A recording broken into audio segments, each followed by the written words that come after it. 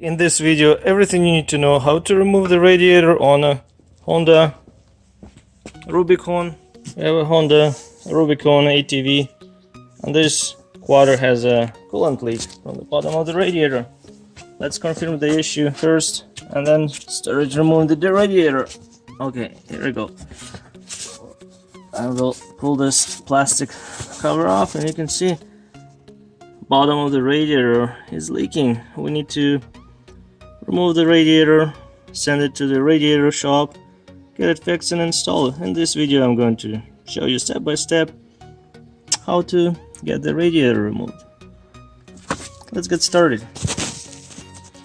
First we need to remove the front rack. There's a 1, 2, 3, 4, 5, 6 12mm bolts. See the guy here or there, this one, and at the front. Yeah, same on another side, and we're using 12mm socket.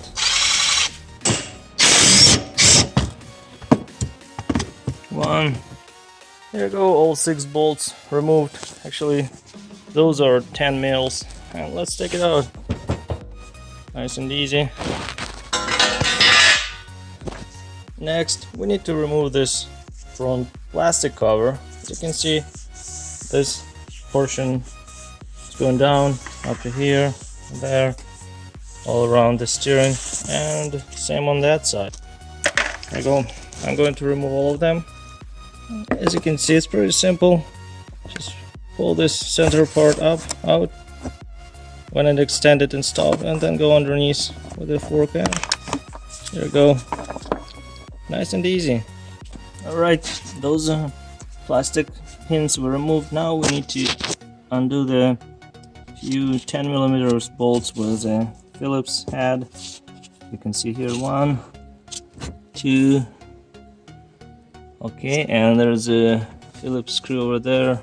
I remove those 1, 2 bolts, 1 screw over here, and I'll pull this pin, just pry this one's out like this, and remove the plastic pin. Now we see this part is all separated. Now we are going to do the same thing on another side. Next, we need to remove this side plastic splash shield, which is covering the radiator. And here are the 1, 2, 3 plastic pins. Remove them. There we go. I pulled those 3 plastic pins. Now I can bend this one out like this. You don't need to disconnect the electrical, leave it like that. And here, as you can see, there's another Phillips screw. We need to remove that, and all this upper part should be free. Okay, same way I removed 3 plastic clips. Now we can pull this part out. It came with a bug screen. There we go. You can see now we're free on this side. Only one thing we need to do is there's a wiring harness for the headlights. Get that one loose. Okay, we're at the top. There's a seat. Just pop the front part of the seat like this. There's a 1, 2 more clips to remove. Okay, we remove those 2. Now we need to undo this guy, and the same one on this side as well.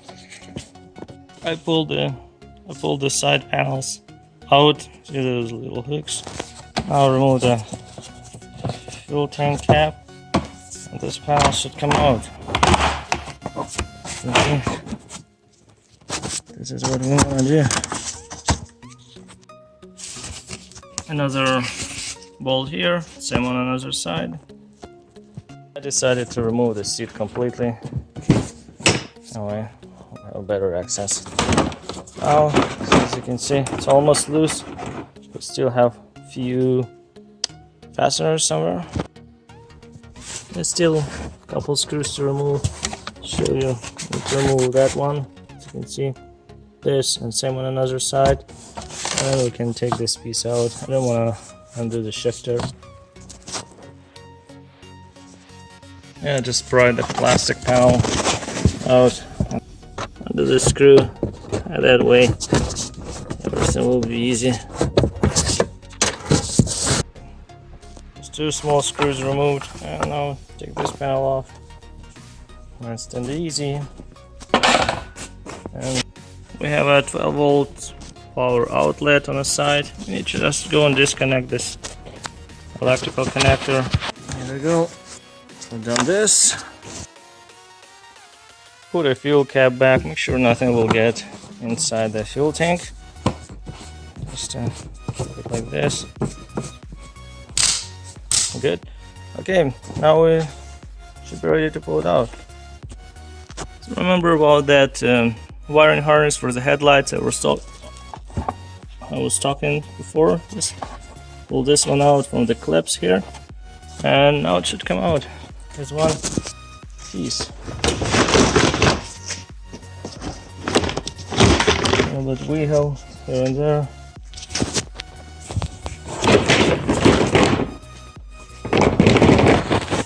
Almost out.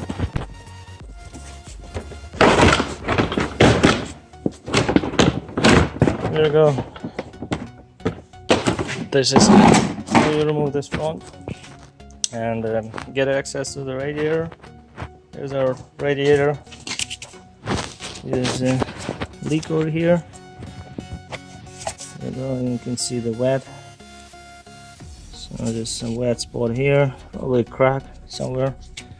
I'll get it fixed. And as I said, just leave this panel attached with the shifter. Just undo one screw over there, should be fine. Now we have a full access to the radiator. Now we need to drain the coolant, what's left in the radiator. Let's do that. Just to take a filler cap off, as you can see. It's empty at least. You can see the cells. Yeah, let's put our drain container over here. Down. There's a drain cock. You should just turn it like this, and we'll see some coolant, but we probably won't see any. Oh, someone's coming. Yeah, drain coolant, whatever is left. 10mm socket to remove the ATF radiator cooler. Alright, last bolt removed. Just pull it aside like this. That's good enough. Will come out. Good time to do the cleanup too. Now we need to undo the 3 10mm bolts holding the cooling radiator fan bracket. 1, 2, 3 on that, and 3rd on that side. Same 10mm. And we don't need to disconnect the fan because radiator will come out. Alright, last bolt with the radiator cooling fan bracket was removed. Now we need to undo the hoses, small tubing to the expansion reservoir, upper radiator hose, this guy, remove this clamp, and one is on the bottom. Undo that one as well. Here you go, this guy. Now we have more room. Let's do that. If this one is helpful, I will really appreciate it if you go and watch more videos to support my small hobby YouTube channel. And if you like it, feel free to subscribe. Thanks so much. And all hoses are disconnected. Here you go, bottom, upper, and it should come out now. Just a wiggle. Should be good to come out. There we go. We're past this tubing. That should be easy. There we go. This is how you remove the radiator on a Honda Rubicon Quad ATV. Look, there's some damage even on the side, and it's not good. See what we can do? I just buy a new one or get it fixed. Thanks again guys for watching. If you like it, subscribe. See you next time. Take care, brothers and sisters. Have a good day.